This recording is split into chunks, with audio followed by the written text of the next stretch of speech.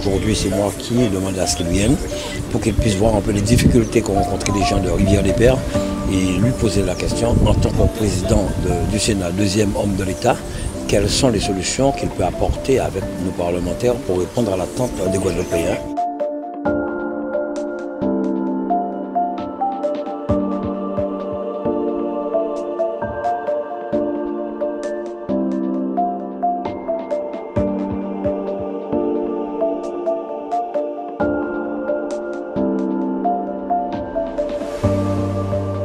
Le temps de se rendre compte, le temps que les voisins avertissent entre le voisinage, l'eau était déjà. C'est ça, c'est l'eau qui a complètement explosé le lit de la rivière et qui est partie, qui a emporté tout.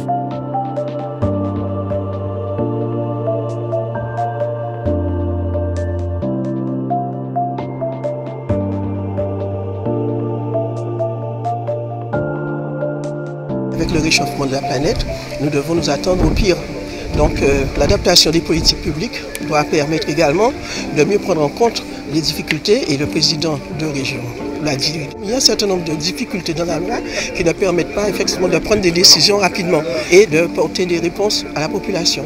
Donc je ne peux qu'être satisfaite de ce déplacement pour se rendre compte de la réalité. Nous avons entendu ce matin que par exemple la région jouait un rôle qui excédait son champ de compétences, qu'elle mobilisait des moyens au titre de la solidarité, et c'est cela dont nous allons parler.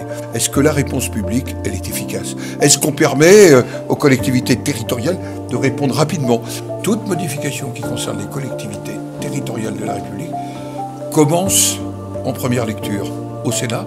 Vous voyez bien que le Sénat aura une responsabilité particulière.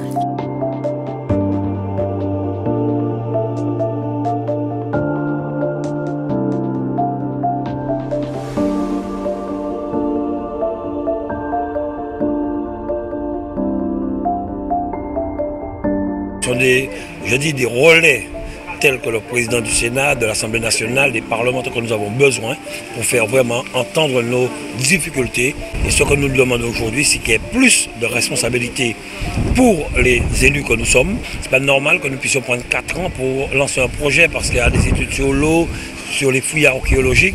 Il faudrait aussi que nous ayons plus de concertation, que nous puissions co-instruire ensemble sur les dossiers pour développer la Guadeloupe. Donc c'est ce que nous voulons maintenant, travailler ensemble, co-construire ensemble l'avenir du pays.